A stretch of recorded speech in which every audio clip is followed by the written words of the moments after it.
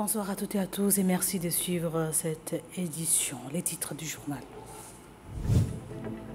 Une visite inopinée dans quelques arrondissements au lendemain des premières pluies en N'Djamena. Le président de la République, Maréchal Mohamed Idriss Déby Itno, est allé constater l'ampleur de dégâts. Le Comité national de gestion des inondations s'est réuni cet après-midi pour examiner la situation et prendre des mesures après les grosses pluies qui se sont abattues hier sur la capitale. Baptême des élèves de la 5e promotion de l'école des enfants de troupe, c'est au cours d'une cérémonie organisée par les responsables de cette école.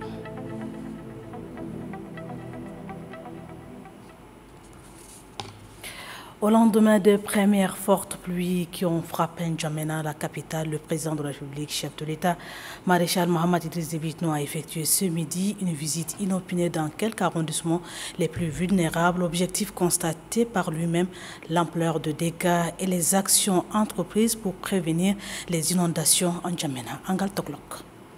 N'Djamena, le 3 juin 2025. Il est à peine 11h30 quand le président de la République, chef de l'État, Maréchal Mohamed Idriss Déby Itno, suspend son programme du jour et décide d'effectuer une sortie inopinée. Au volant de sa voiture, sans prévenir et sans cortège habituel, le chef de l'État prend la direction de la ville. Premier arrêt, le quartier Clémat dans la commune du 2e arrondissement. Au lendemain des premières fortes pluies enregistrées en N'Djamena, une partie de la cité capitale est devenue impraticable. Pour se rendre à l'évidence, le chef de l'État descend de son véhicule et constate de lui-même l'ampleur de l'inondation à seulement quelques encablures du palais Toumaï. Première malfaçon constatée par le maréchal Mohamed Idriss Déby Itno, le non-respect de la profondeur des caniveaux. Au lieu d'1 mètre, les préfabriqués sont conçus à 50 cm. Le président de la République a instruit la reprise pure et simple de la construction de ces caniveaux tout en respectant la profondeur requise. J'ai tenu à mesurer pour voir si les caniveaux ont respecté les normes internationales. Mais j'ai vu que les caniveaux n'ont pas respecté les normes internationales. Il y a des caniveaux qui font même pas 50 cm, alors qu'un caniveau doit faire au moins 1 mètre, 1 mètre demi. J'espère que l'entreprise et le maître d'ouvrage, le département concerné, vont les reprendre en respectant les normes internationales, en respectant le cahier de charges qui a été signé entre le gouvernement de la République du Tchad et l'entreprise contractante. Du quartier Clémat à la rue de 50 mètres, c'est juste une enjambée. Là, un bois millimètre en main, le président de la République constate les niveaux à la fois de l'eau pluviale et de curage des ouvrages de drainage d'eau. De la rue de 50 mètres direction Charimongo dans la commune du 7e arrondissement. Sur la voie publique, le président de la République, chef de l'État, Maréchal Mohamed Idriss Déby Itno, est devenu un simple citoyen. Il respecte le feu tricolore et montre également l'exemple dans les embouteillages. Pas de sirène, moins encore des policiers du groupement de la circulation routière pour dévier la circulation. Même les passants ne savent pas que le chef de l'État est dans le bouchon. Arrivé au canal de Charimongo, le chef de l'État s'est arrêté 3 fois le long du dit canal pour constater de lui-même l'ampleur des dégâts causés par les eaux pluviales. Sur ce canal, les agents de la municipalité sont à pied d'œuvre pour dégager les ordures enlevées des caniveaux. Le président de la République les a exhortés à accélérer la cadence des travaux. L'avenue du 10 octobre a constitué le 4e et dernier arrêt du président de la République, Maréchal Mohamed Idriss Déby Itno. Sur place, il constate la capacité des 2 bassins de rétention d'eau pluviale et se confie à la presse. Si les choses commencent comme ça, je crois qu'on a encore beaucoup à faire. Donc, j'ai vu que dans des endroits, il y a des gens qui travaillent, et je les félicite, mais il y a des quartiers quand même qui sont abandonnés. Et ce n'est pas bon. On a encore le temps, on peut rattraper. J'en appelle aussi au sens de citoyenneté en ce qui concerne la propriété de notre capitale. C'est tout le monde qui doit contribuer, que ce soit les citoyens.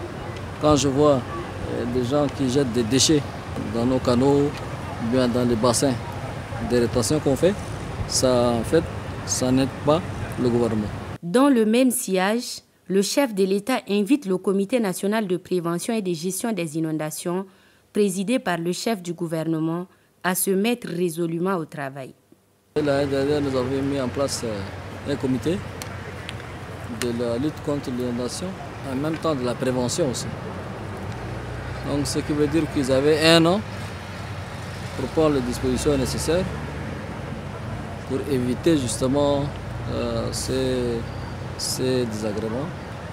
Je vais instruire le gouvernement pour non seulement lutter contre l'inondation, mais aussi que la prévention soit vraiment mise en œuvre.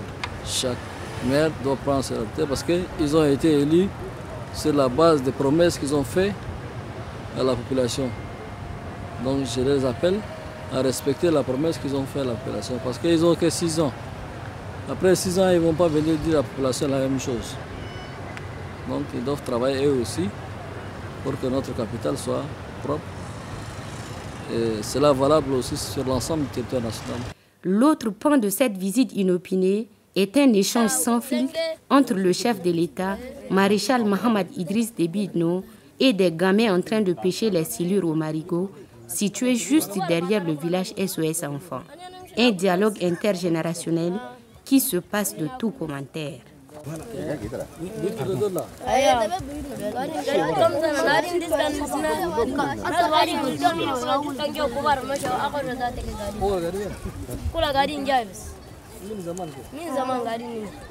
En descendant personnellement sur le terrain pour constater de visu l'ampleur des dégâts et les actions entreprises pour prévenir les inondations en N'Djamena, le chef de l'État envoie un message clair et fort aux autorités municipales.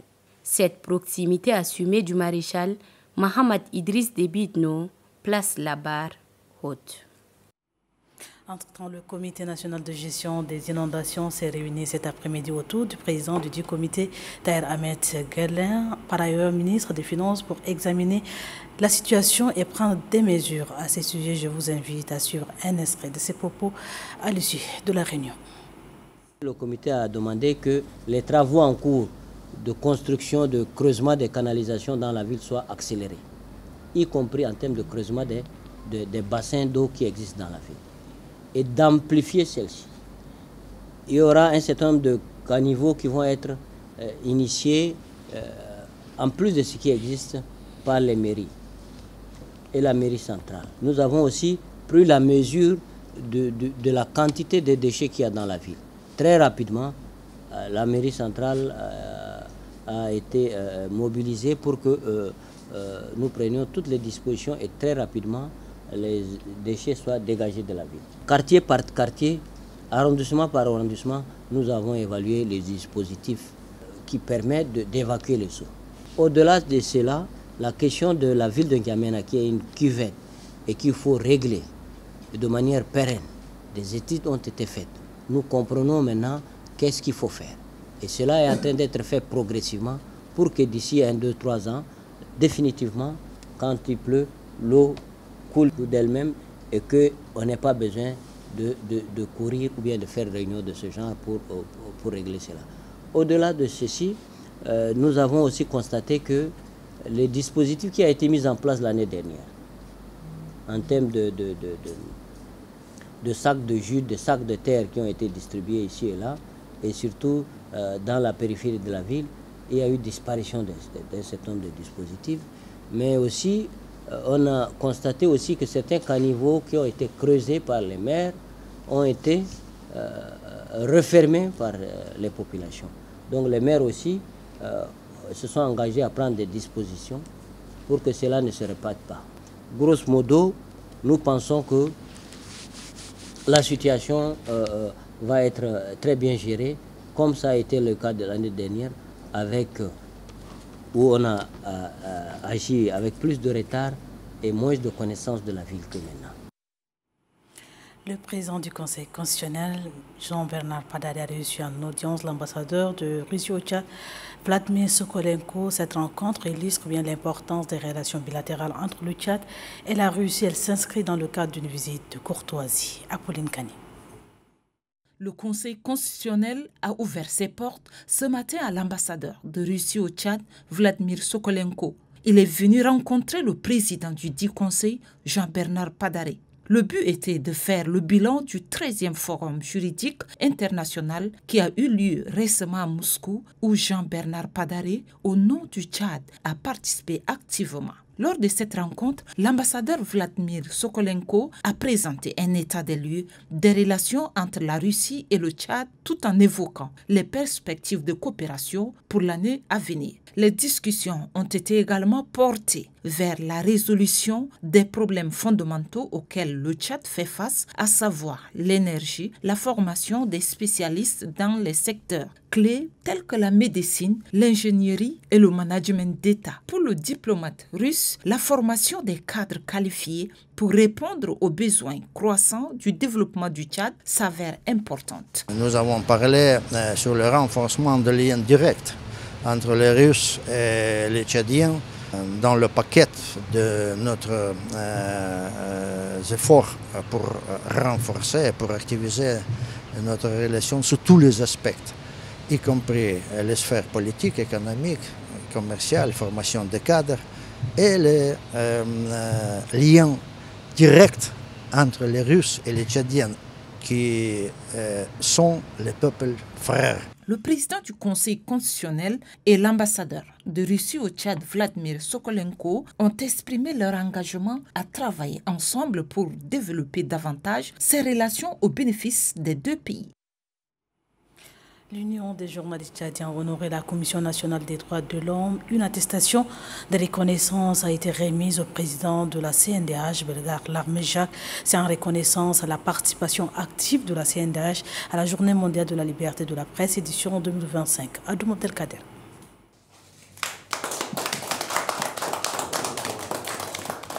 Les mots seuls ne suffisent pas. À travers cette attestation, l'Union des journalistes du Tchad exprime toutes ses reconnaissances au président de la Commission nationale des droits de l'homme, Belgar Larmejak, et à travers lui, toute l'institution. La CNDH est un partenaire inconditionnel pour l'édition 2025 de la Journée mondiale de la liberté de la presse. La CNDH nous a soutenus dans l'organisation d'une formation des journalistes sur la lutte contre les discours de haine, la désinformation, les droits humains, etc. C'était vraiment très important. C'était un cadre d'échange entre les professionnels des médias et les responsables de cette institution. En plus de la formation, la Journée de la liberté de la presse édition 2025 a été marquée par plusieurs activités. Et la CNDH y a été d'un grand apport. L'UJT, par la voix du président du comité d'organisation, entrevoit de donner une autre dimension à ce partenariat. L'importance de la CNDH doit être comprise non simplement par les institutions, mais par la base. Il faudrait davantage communiquer autour de cette institution de la République, certes, mais qui a une grande particularité par rapport aux autres institutions de la République. Ce mémorandum aidant, ça permettrait encore davantage que les professionnels des médias puissent parler des missions qui ont guidé la création de la CNDH. En réponse, le président de la CNDH demande aux journalistes de continuer à jouer leur rôle sans verser dans la manipulation. Ceux qui ont des propositions à nous aider pour que ça aille de l'avant, nos portes sont ouvertes. Les critiques stériles, les injures n'arrangent pas un pays. Nous sommes tous des Tchadiens. Et tout ce que nous le faisons dans l'intérêt commun. La séance s'est déroulée en présence du rapporteur général, de la questeur, du coordonnateur du projet de renforcement des capacités de la CNDH et du secrétaire général de l'institution. Le projet de conservation du bassin de lac Tchad a remis des moyens roulants au ministère de l'Environnement. Ces équipements sont destinés à soutenir la mise en œuvre efficace des activités du projet dans la zone d'intervention prioritaire. Kamsouloum Mohamed Moussa Diabou. À travers cette dotation, le projet conservation du bassin du lac Tchad souhaite renforcer ses capacités opérationnelles des équipes sur le terrain pour assurer une meilleure conservation de la biodiversité, également pour une gestion durable des ressources naturelles et une surveillance efficace des zones sensibles du bassin du lac Tchad. Notre partenariat se base sur un partage d'expérience, une expertise technique, mais également un appui plus direct, comme on le verra aujourd'hui, afin de permettre au ministère de travailler et d'assumer pleinement son mandat. Ces gestes accompagnent les efforts du gouvernement du Tchad en matière de protection de l'environnement. La remise de ces motos pour notre ministère n'est pas la première parce qu'à travers vos interventions, nous avons souligné beaucoup des aspects positifs. Nous sommes à la veille donc de la Journée mondiale de l'environnement et je vous avoue que nous avons vu votre participation, ce qui collabore encore le partenariat. Ces motos seront mises à la disposition des services déconcentrés de l'État et seront immatriculées sur la plaque de l'administration publique. La signature du procès verbal et la remise des clés ont mis terme à la cérémonie. Le coup d'envoi d'un atelier de formation a été donné ce mardi dans le cadre du projet de développement des compétences pour l'employabilité. C'est la secrétaire d'État à l'enseignement supérieur qui a présidé l'ouverture des travaux. Mohamed Brahim Abakar. Ces assises visent à outiller les gestionnaires et les formateurs de centres de formation technique et professionnelle pour une meilleure appropriation des référentiels de formation et des guides d'accompagnement élaborés selon l'approche par compétences. Devant un parterre d'acteurs du centre éducatif, des représentants des centres de formation et des partenaires techniques. La secrétaire d'État souligne l'importance de cet atelier dans le processus de modernisation de la formation professionnelle au Tchad. L'objectif de cette réforme est de réadapter le contenu des programmes de formation aux besoins du marché du travail. Ceci cadre parfaitement avec le programme politique du maréchal Mohamed Idriss Déby Itno. Durant 4 jours, les participants échangeront autour des contenus de nouveaux référentiels, des méthodes d'évaluation, des acquis ainsi que de l'accompagnement des apprenants, dans un dispositif pédagogique centré sur les compétences pratiques. L'atelier se veut également un cadre d'harmonie et de vulgarisation des outils pédagogiques conçus dans le cadre de ce projet et soutenu par plusieurs partenaires au développement avec l'ultime objectif d'améliorer la qualité des formations professionnelles au Tchad. Les responsables de l'école des enfants de troupe ont organisé une cérémonie de baptême des élèves de la 5e promotion de cette école. La rencontre est présidée par le chef de l'état-major, le général de division Omar Hashim Abdallah Al-Hajj Mohamed Suleiman. L'école des enfants de troupe honore ses élèves de la 5e promotion. Une cérémonie est organisée pour la circonstance. Il s'agit du baptême de bleu de la 5e promotion de cette école. Cette cérémonie est couplée avec la remise de prix aux meilleurs élèves de la dite école. Cette promotion est baptisée Général Bayhomdanan Dionadi Alain, ancien élève de l'école de troupes et cadre chevronné du pays.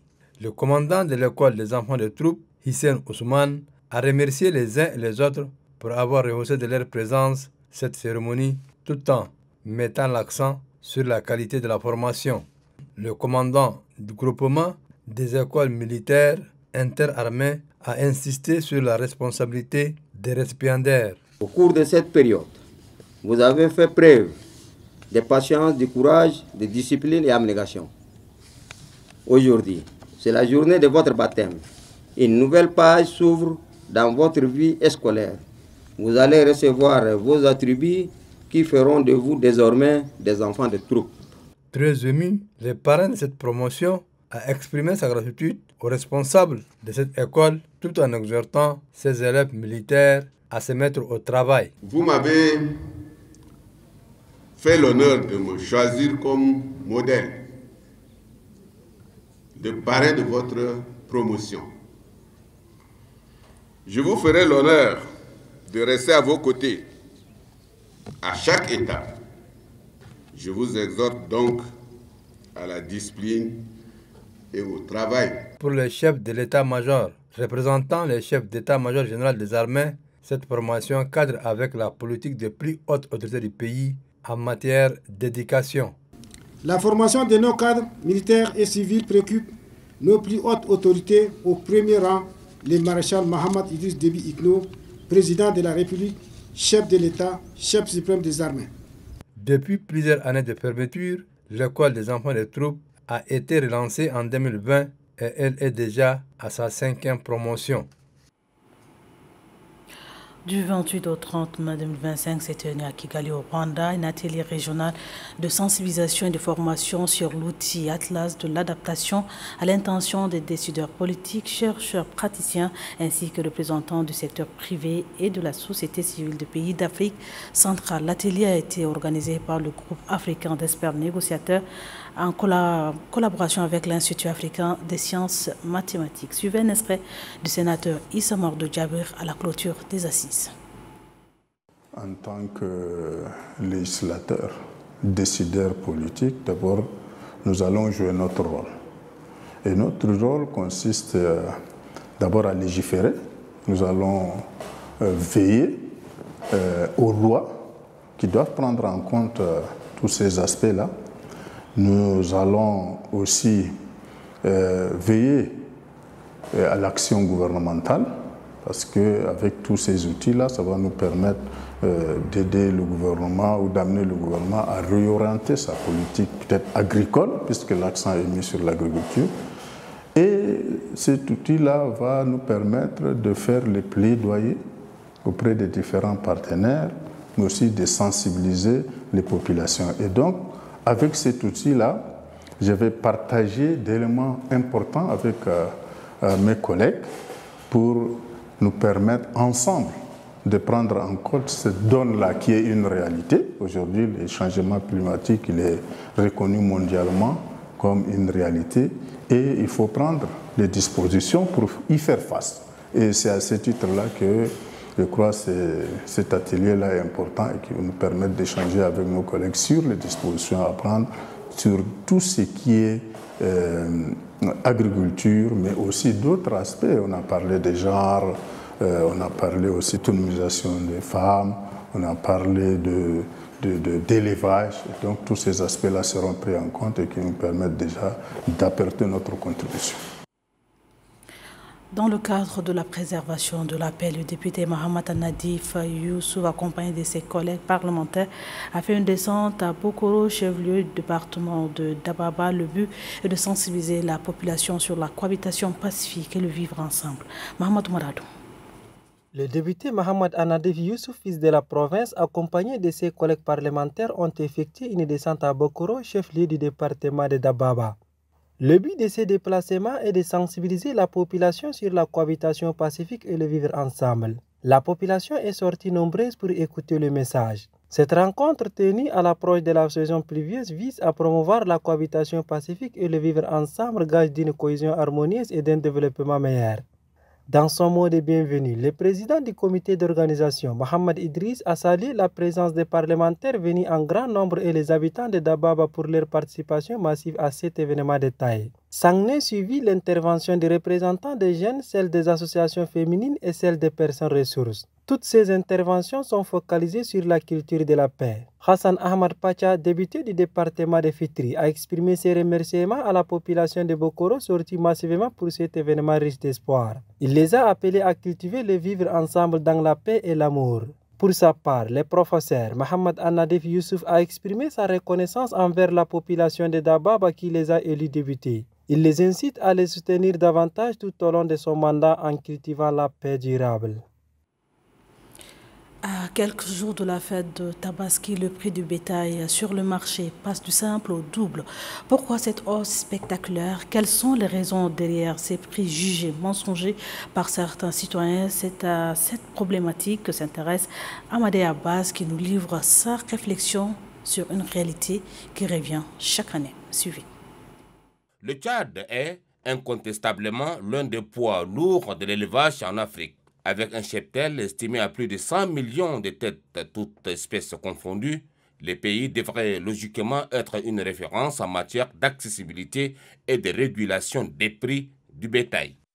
Pourtant, c'est tout le contraire qui se produit, surtout à l'approche des grandes fêtes religieuses comme la Tabaski. En cette période, les prix des animaux connaissent une flambée inexplicable. Un bélier vendu habituellement entre 40 000 et 50 000 francs CFA voit soudain son prix grimper à 75 000, voire 80 000 de nos francs. Une hausse de plus de 60% difficilement justifiable. À qui la faute? Aux commerçants véreux, accusés de profiter de la forte demande pour imposer des tarifs exorbitants. Sans pitié, ce vendeur transforme une obligation religieuse en un véritable casse-tête financier pour les fidèles. Pourquoi une telle spéculation dans un pays aussi richement doté en bétail? Seul Dieu le sait, diront certains.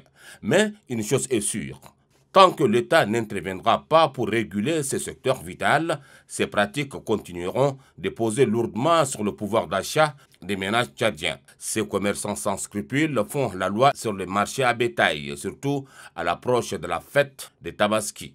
Sans crainte de Dieu ni espoir de sa clémence, ils profitent de la forte demande pour imposer des prix exorbitants au mépris des fidèles et de la tradition de partage que représente cette fête.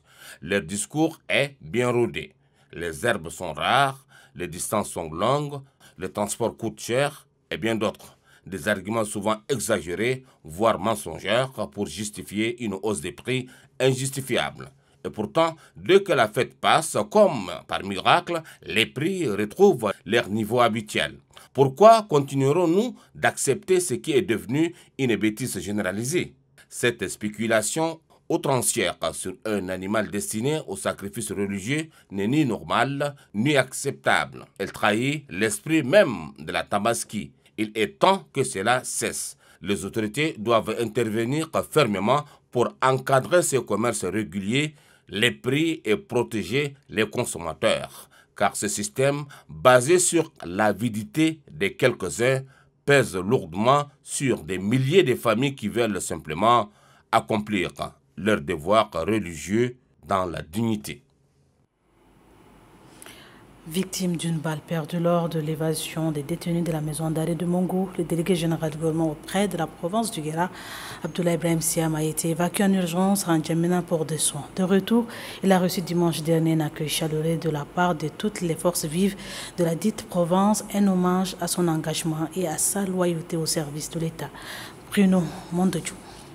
Femmes, jeunes, enfants, commerçants, chefs traditionnels, autorités administratives, civiles et militaires, clans de men, syndicats, acteurs politiques, que sais-je encore, se sont mobilisés pour réserver un accueil chaleureux au délégué général du gouvernement auprès de la province du Guéra, le général Abdoulaye Ibrahim Siam. Visiblement, c'est un accueil qui restera longtemps gravé dans la mémoire des habitants de Mongo. Très ému de son retour parmi les siens, chacun et chacune s'est allié dans le rang protocolaire pour saluer d'une poignée de main la première autorité de retour dans sa province. Fini les salutations d'accueil. Le cortège prend la direction vers la résidence du délégué général sous le regard admiratif des habitants de chaque quartier traversé. À l'entrée de la résidence, un second comité d'accueil composé des responsables des ONG, programmes et projets ainsi que des leaders religieux était aussi présent. Tous ont salué le courage de cet homme d'État qui incarne l'autorité républicaine. Aussitôt arrivé, la cérémonie d'accueil a débuté et c'est le maire de la commune urbaine de Mongo, Hamza Abba Diaourou, qui ouvre la série des allocutions. Au nom du comité d'organisation et en ma qualité de président du dit comité, je vais donc exprimer toute ma gratitude sincère. S'exprimant au nom de la population du Guéra, Sa Majesté Daoud Moussa Ibedou a pris la parole pour condamner avec dernière énergie cet acte barbare. Les jeunes et les femmes du Guéra, représentés avec brio pendant cette cérémonie par la voix de leurs représentants, ont rappelé leur rôle aux côtés du délégué général du gouvernement pour la stabilité et la paix sociale. Prenant la parole, le général Abdoulaye Ibrahim Siam a d'abord remercié Allah le miséricordieux, le président de la République, chef de l'État, le maréchal Mohamed Idriss Déby Itno, le premier ministre, Almaï Halina, les membres du gouvernement, les présidents des 2 chambres parlementaires, ainsi que la population du Guéra pour cet accueil exceptionnel. Dans un ton ferme et sans équivoque, il a lancé un message clair aux ennemis de la paix. Allez dire à ces brigands qui se cachent encore dans la province du Guéra de partir immédiatement car je suis de retour et dans les jours à venir, nous irons les déloger un à un jusque dans leur dernier refuge, a-t-il martelé. La cérémonie se termine dans la ferveur spirituelle. Les 3 confessions religieuses, catholiques, protestantes et musulmanes, ont prié pour la paix, la santé du délégué général, puis l'amour et la cohésion dans le Guéra.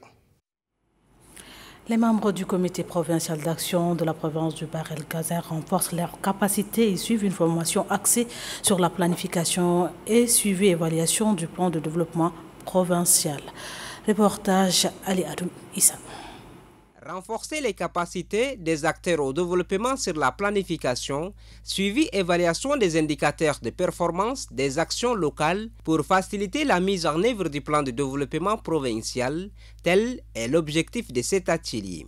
La chef de mission, Solkam Béchir Soukat, a souligné que cet atelier est organisé conjointement par les ministères des Finances, de l'Économie et du Plan et le ministère de l'Administration du Territoire avec l'appui de l'UNICEF. Wessi Soulay, administrateur politique social à l'UNICEF, a quant à lui soutenu les contextes dans lesquels est organisée cette activité. Cet atelier s'inscrit dans la logique de l'UNICEF d'accompagner le gouvernement tchadien pour la mise en œuvre de sa politique de décentralisation ainsi que son plan de développement national. Le délégué général du gouvernement auprès de la province du Bahr-el-Ghazal a souligné que cet atelier vient à point nommé. Au regard du travail à réaliser, je vous exhorte à plus d'assiduité, de ponctualité et de participation interactive, gage de réussite de toute activité. Au cours de ces assises de 2 jours, les participants travailleront sur une approche participative et inclusive. Retour sur le lancement des épreuves écrites du baccalauréat de l'enseignement secondaire général et technique, session de juin 2025 à Ati, sur le délégué général du gouvernement auprès de la province du Bata, Ahmed Goukouni Mourali, qui a lancé les épreuves. Mohamed Taïdjibrin, Al-Hour. Le délégué général du gouvernement auprès de la province du Bata, Ahmed Goukouni Mourali, donne officiellement le coup d'envoi de l'examen. L'occasion pour les délégués provinciaux de l'éducation nationale et de la promotion civique du Bata, Yahoub Brahim, d'encourager les candidats à travailler calmement, en toute confiance et à éviter la tricherie. Pour sa part, le délégué général du gouvernement auprès de la province du Bata, Ahmed Goukouni Mourali, exhorte les candidats à prendre leur temps pour lire et comprendre les questions avant de répondre. L'avenir est devant vous, rassurez-vous.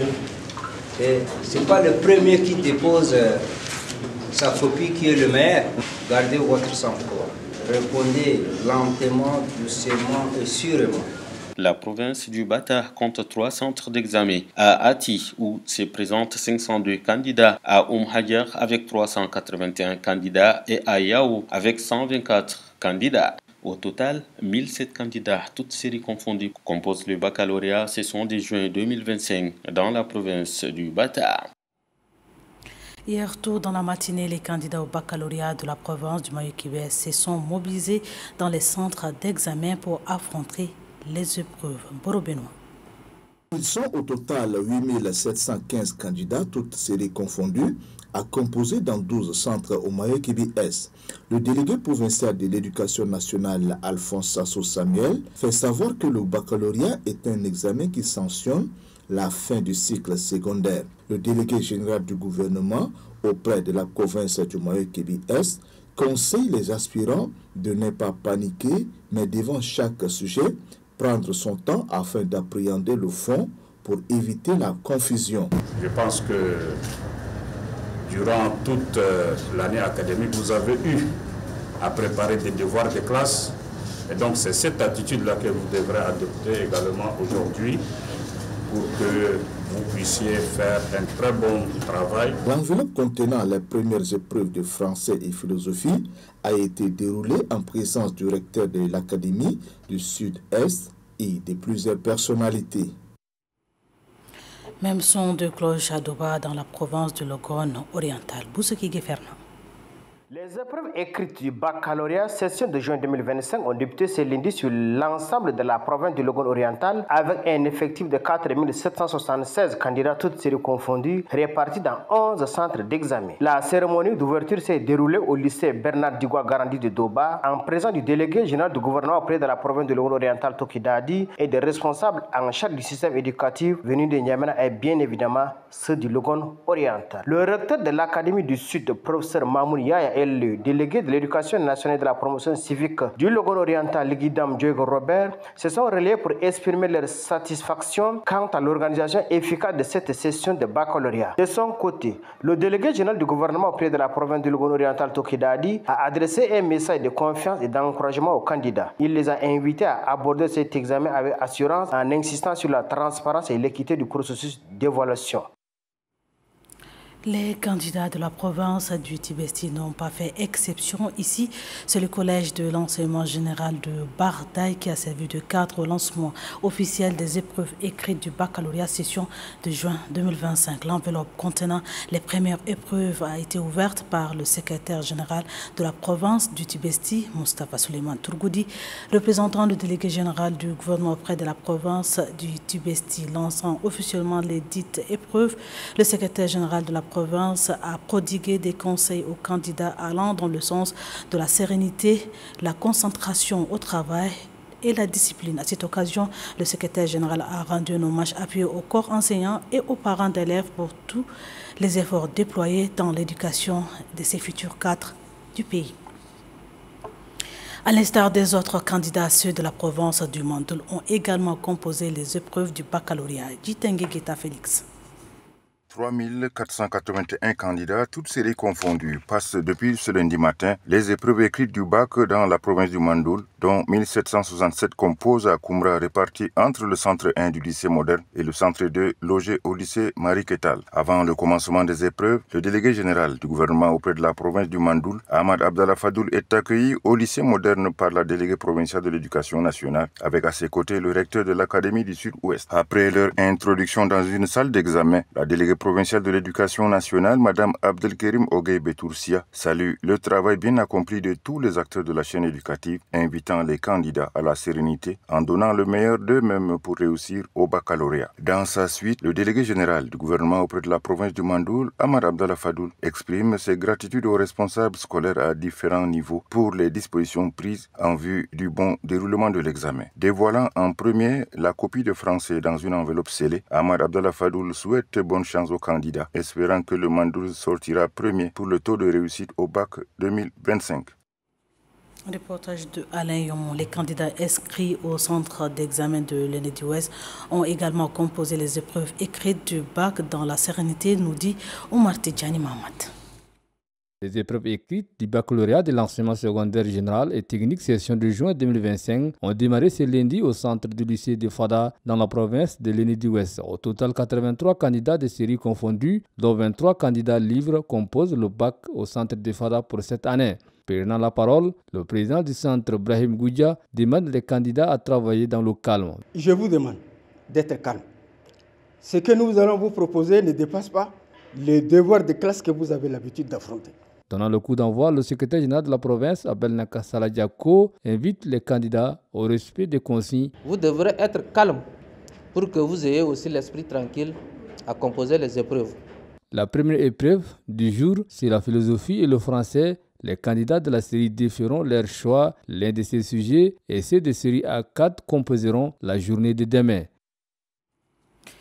Autre chose à présent, le délégué général du gouvernement auprès de la province du Maïkobi-Ouest, Abdelmanan Khattab, a été honoré ce 2 juin par les enseignants arabophones de la province. Il a reçu une attestation de reconnaissance pour ses actions significatives en faveur du bilinguisme, un engagement qui vise à enrichir l'éducation dans la dite province. Mabirabi. Cette distinction traduit la détermination du délégué général auprès de la province du Mayo-Kibi-Ouest, Abdelmanan Khattab, à promouvoir le bilinguisme dans sa circonscription administrative.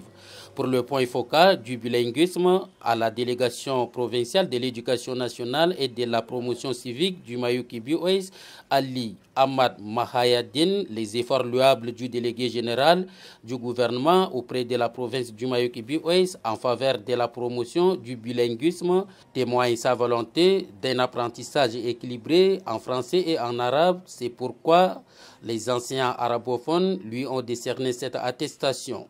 Très ému par cette distinction, Abdelmanan Kattab a exprimé sa profonde gratitude en faveur des enseignants avant de laisser entendre que cette attestation de reconnaissance est à mettre à l'actif pour l'ensemble de sa population.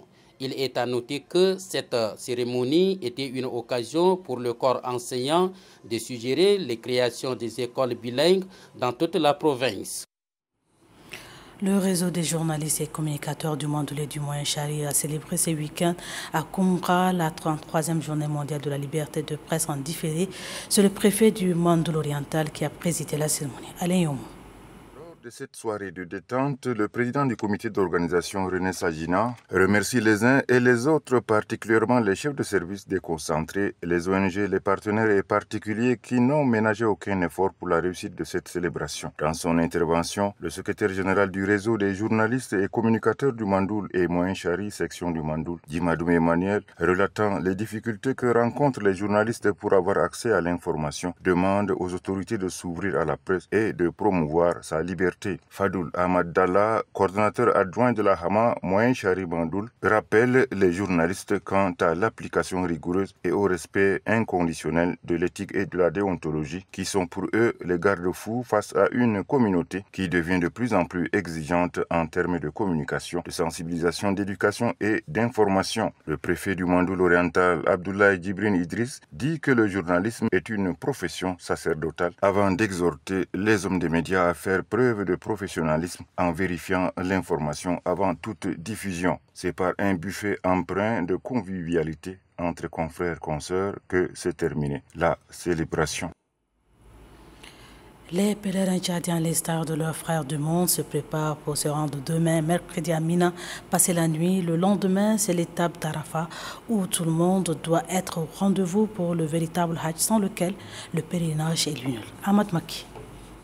Cette réunion qui a regroupé tous les staffs de l'ORGEP était l'occasion de mettre en place un dispositif efficace pour assurer un déplacement aisé des pèlerins tchadiens vers les lieux saints. Il s'agit du site de Mina, Arafat et Mousdalifa. Pour le déplacement des pèlerins, 80 bus sont mobilisés. Des équipes d'encadrement ont été également mises en place. À la question de la santé, la sécurité et la restauration n'a pas été perdue de vue. Des consignes claires ont été données pour assurer le bien-être des pèlerins durant cette phase cruciale du Hajj. La réunion d'aujourd'hui, c'est une presque dernière réunion de lancement, de départ pour demain à partir de 22h, 23h vers Mina. Et c'est ainsi donc qu'on a opté pour que tous les chefs de vol, chefs de groupe soient présents. C'est de la sécurité, de la santé. Tout le staff qui est présent ici, qui accompagne les pèlerins, était présent. Le déplacement vers le lieu saint met un accent particulier sur les personnes âgées et les femmes. Bayero Patrice, un chanteur tchadien, vient d'annoncer la sortie de son 3e album intitulé « Il a tellement fait ». Un album destiné à la méditation et à louer les bienfaits de Dieu. Un concert géant est prévu le 7 juin prochain. Katnouba Théophile. Il a tellement fait. C'est le titre du 3e album produit au Cameroun par le chanteur Bayero Patrice, dont la sortie est prévue pour le 7 juin prochain.